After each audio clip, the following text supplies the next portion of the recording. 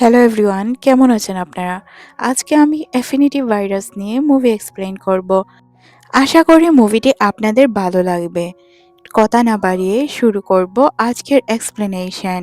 মুভির শুরুতেই আমরা অ্যাফিনিটি ভাইরাস সম্পর্কে একটি নিউজ দেখতে পাই। নিউজে বলা হচ্ছিল ভাইরাসের দুইটি ধরন রয়েছে, একটি হচ্ছে এ আর একটি হচ্ছে বি। এটা সম্পর্কে ডক্টর লি আমাদের ইনফরমেশন দিবেন।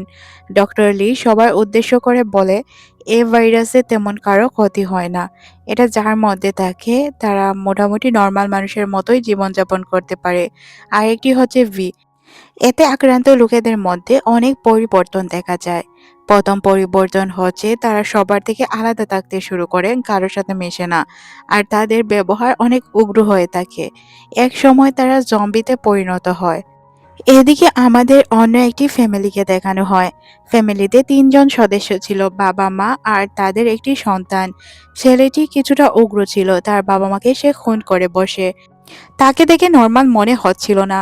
অন্যদিকে আমাদের একজন পুলিশ অফিসারের সাথে পরিচয় করিয়ে দেওয়া হয়, যে কিনা একটি মিশনে ছিল।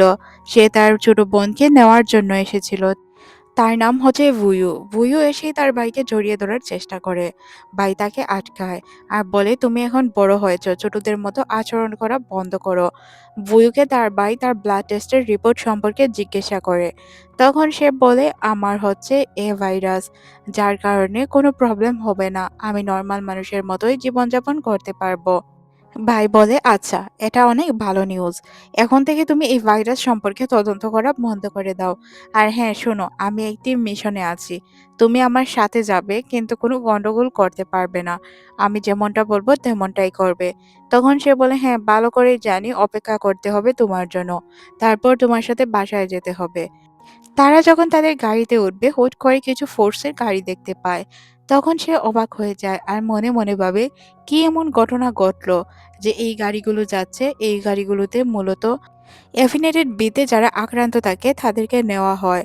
যার কারণে তারা অবাক হচ্ছিল যে যে কোন জায়গায় দুর্ঘটনাটি ঘটলো। নেক্সট সিনে আমাদের ওই দুর্ঘটনার জায়গাটি দেখানো হয়, ওই ছেলেটির বাসা। ওই বাসায় গিয়েছিল আমাদের এই পুলিশ অফিসার আর তার বোন। সে তার বোনকে বাহিরে দাঁড়িয়ে থাকতে বলে আর বলে যাতে সে এখান থেকে না যায়। সে তখন বলে সে গাড়ির পাশেই থাকবে, কোথাও যাবে না, আর তার ভাইয়ের জন্য অপেক্ষা করবে। যতক্ষণ না তার ভাই আসে ততক্ষণ সে দাঁড়িয়ে থাকবে। রিপোর্টাররা আশেপাশের লোকদেরকে জিজ্ঞাসা করছিল। নেইবাররা তাদেরকে উত্তর দিচ্ছিল যে এখানে হাজব্যান্ড ওয়াইফ যারা ছিল তারা অনেক ভালো ছিল, কিন্তু ছেলেটি কিছুটা উগ্র ছিল, কারোর সাথে মেলামেশা করতো না। যার কারণে বোঝা যায় না সে কেমন টাইপের ছিল। তবে কোনো সূত্রে জানা যায় সে অ্যাফিনেটেড বিতে আক্রান্ত ছিল, যার কারণে তার ব্যবহার কিছুটা অন্যরকম ছিল। সে কারোর সাথেই ভালোভাবে মিশতে পারতো না। তখনই পুলিশ কিলারকে পুলিশ স্টেশনে নিয়ে যাওয়ার জন্য বের হয়। কিলারকে দেখে কিছুটা অদ্ভুত মনে হচ্ছিল। সবাই তাকে বিভিন্ন ধরনের প্রশ্ন করতে শুরু করে, কিন্তু সে শুধু বুয়ুর দিকে তাকিয়েছিল। কিন্তু বুয়ু তার দিকে তাকিয়ে থাকে। বুয়ুর তাকে দেখে কিছুটা অদ্ভুত মনে হয়। তখন বুয়ুর ভাই মনে করে হয়তো সে লাল বক্সের দিকে তাকিয়েছিল। তারপর তারা ওই লাল বক্সটি চেক করতে যায়, কিন্তু তারা দেখতে পায় সে আসলে বুয়ুকেই দেখছিল। বুঝতেও পারে যে তার নজর বুয়ুর দিকে রয়েছে। বুয়ুর ভাই যখন বিষয়টি বুঝতে পারে তখন সে তার বোনকে প্রটেক্ট করার চেষ্টা করে, কারণ সে জানতো। তখনই একটি অফিসার বলে যে অ্যাফিনেটেড বিতে যারা আক্রান্ত থাকে তারা মূলত অ্যাফিনেটেড এতে আক্রান্ত রোগীদের প্রতি আকৃষ্ট হয়। এটা জানার পর সে তো অবাক হয়ে যায়। নিজের বোনকে সেভ করার জন্য সে পাগল পাড়া হয়ে যায়। তার বোনকে গাড়িতে উঠতে বলে।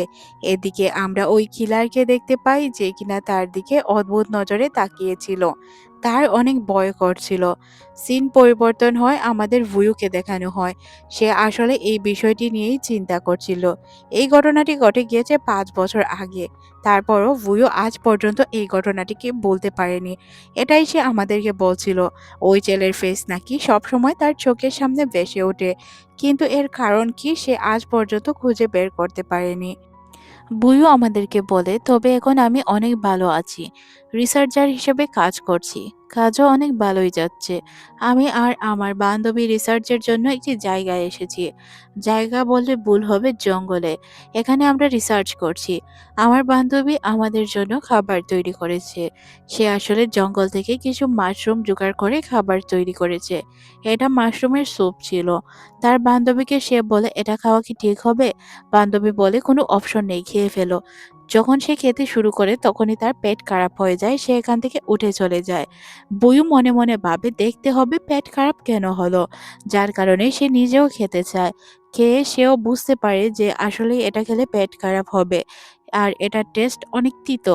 তারপর সে লক্ষ্য করে যে এখান দিয়ে কিছু গাড়ি যাচ্ছে, যেই গাড়িগুলোতে অ্যাফিনিটি বিয়ের লোকদেরকে নিয়ে যাওয়া হয়, বা এই রোগের রুগীদেরকে এই গাড়ি দিয়ে যে কোনো জায়গায় নিয়ে যাওয়া হয়। আর তারা ছিল স্পেশাল ফোর্স। দুই ড্রাইভার মিলে আলোচনা করছিল ভালোয় ভালোয় যাতে তাদের নিয়ে যেতে পারি, না হয় প্রবলেম হবে। তারা পিছন থেকে আওয়াজ শুনে যখন গাড়ির লক খোলে তখন দেখতে পায় তারা চুপচাপ ছিল। কিছুক্ষণ পরই তারা চোখ খুলে বসে, আর চোখ খুলে ওই লোকেদের মারতে শুরু করে। গুলির আওয়াজ শুনে বুয়ু ওইদিকে যেতে শুরু করে। বুয়ু ওইদিকে যাচ্ছিল, আর ওই লোকেরাও এইসব বুঝতে পারছিল।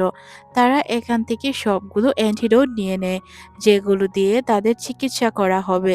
বুয়ু ভাবছিল যে এখানে কারা আছে বা কি করছে।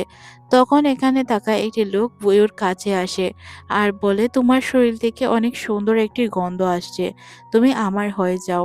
এই কথা বলে তাকে গাড়িতে উঠিয়ে এখান থেকে নিয়ে যায়। তখনই আমরা জঙ্গলে একটি ছেলেকে দেখতে পাই। তাকে দেখে মনে হচ্ছিল সেও বুয়ুকেই খুঁজছে। তখনই সে কিছু আওয়াজ শুনতে পায়।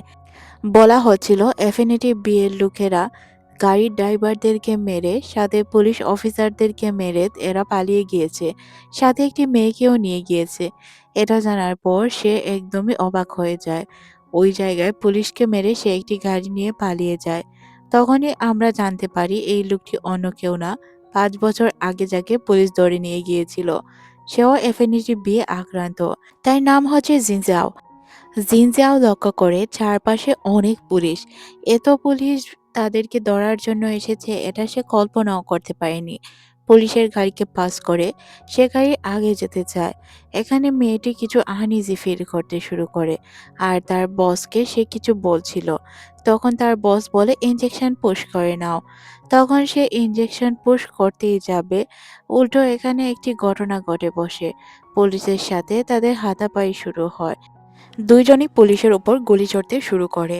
এক পর্যায়ে আমরা বুয়ুকে দেখতে পাই, যে কিনা কান্না করে বসে, আর তার চোখের পানিটি যেন জিনজাওয়ের দিকে যেতে শুরু করে।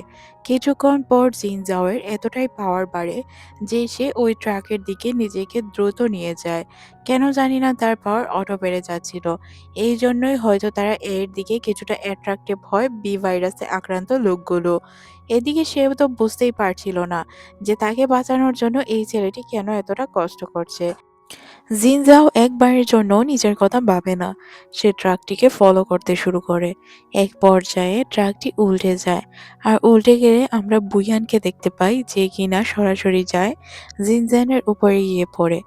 জিনজাও যখন তাকে দেখতে পায় তখন তাকে নিচে নামতে বলে। সে নিচে নামার পর সে ফিল করতে পায় যে সে আসলে নিজের মধ্যে পরিবর্তন দেখতে পারছে। আর এখানে আমি আপনাদের বলে রাখি, এফিনিটি বি ভাইরাসে যারা আক্রান্ত থাকে তাদের মধ্যে স্পেশাল কিছু পাওয়ার থাকে, আর এই পাওয়ারগুলো তারা কন্ট্রোল করতে পারে না। যার কারণে সে বারবার তাকে বলছিল এখান থেকে চলে যাওয়ার জন্য, কারণ সে না হয় তাকে ক্ষতি করতে পারে। কিন্তু বুয়ান এখান থেকে যেতে চায় না। সে ঘুরে আবার জিনজাওয়ের কাছে আসে আর তাকে দেখার চেষ্টা করে। যখন সে তার ফেসটি দেখতে পায় তখন সে অনেক বেশি ভয় পেয়ে যায়, কারণ 5 বছর আগে তার সাথে যে ঘটনাটি ঘটেছিল ওইটা আবারও মনে পড়ে যায়। আর ওই ইভেলের মতো হাসি সে এখনো দিয়েছিল। ইভেলের মতো হাসি দেখে সে তো ভয়ে কাতরাতে শুরু করে। সে কি করবে কিছুই বুঝতে পারছিল না। আর এখানে তো আমরা জিনজাওকে দেখতে পাই, যে কিনা নিজের হোশে ছিল না। সে যে কোনো মুহূর্তেই তার ক্ষতি করতে পারে। জিনজাও তাকে বলে, তোমার প্রতি আমি আলাদা কিছু ফিল করতে পারছি। আমার মনে হয় তুমি আমার হয়ে থাকাটাই বেটার হবে। এখানে তো আমি আপনাদের আগেই বলেছি, এ ভাইরাসে আক্রান্ত রোগীদের প্রতি ভি ভাইরাসে আক্রান্ত রোগীরা একদমই আকর্ষিত হয়। কিছুক্ষণের মধ্যেই সে তার গলায় কিছু একটি মেরে দেয়, যার কারণে সে কিছুটা দুর্বল হয়ে পড়লে বুয়ান চিন্তা করে এখান থেকে সে পালিয়ে যাবে। সে পালানোর জন্য দরজার দিকে দৌড়াতে শুরু করে। এক পর্যায়ে তার মাথায় কোনো কারণে আঘাত লেগে বসে। তার মাথায় আঘাত লাগার কারণে সে অন্য দুনিয়ায় চলে যায়, যেটা 2051 সাল ছিল। এখানে আমরা কিছু রিসার্চারদের দেখতে পাই। তারা কিছু বিষয় নিয়ে রিসার্চ করছিল। আসলে তারা এফিনিটিভ এ আর বি ভাইরাস নিয়েই আলোচনা করছিল। তারা একটি প্ল্যানেটের অংশ ছিল। এই প্ল্যানেট থেকে তারা এই বিষয়গুলো জানার অনেক চেষ্টা করছিল। তারা ভাবছিল যে কিভাবে তারা সবকিছু জানবে।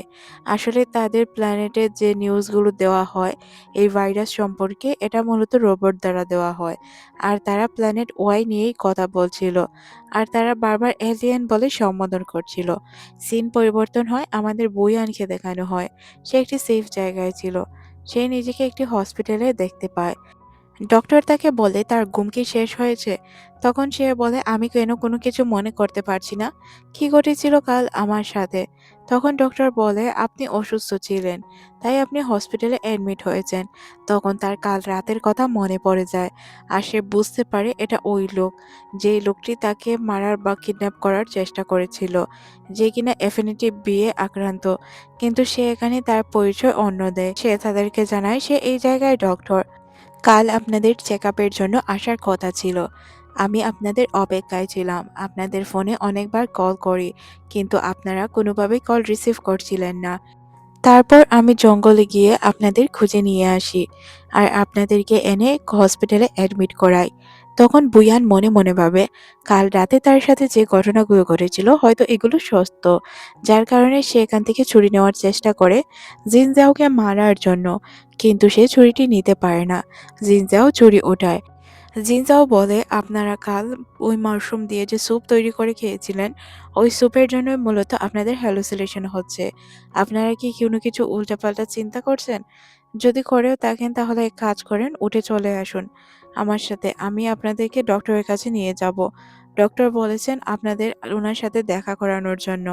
তারা যখন নিচে আসে তখন এখানে একটি ডেড বডি এসেছিল। ডেড বডিটি তাদের রিসার্চের জন্য ছিল। এখানে থাকা একটি মেয়ে তার কিছু পেপার নিয়ে আসে তার কাছে, আর জিনজাওকে এগুলো চেক করতে বলে। সে বলে ডক্টর লি চেক করে নিবে।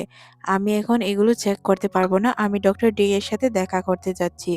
ওই মেয়েটিকে তাদের সাথে থাকতে বলে, কিন্তু মেয়েটি তাদের সাথে তেমন একটি কথা বলে না। তাদের সাইডে বসিয়ে রেখে এখান থেকে চলে যায়।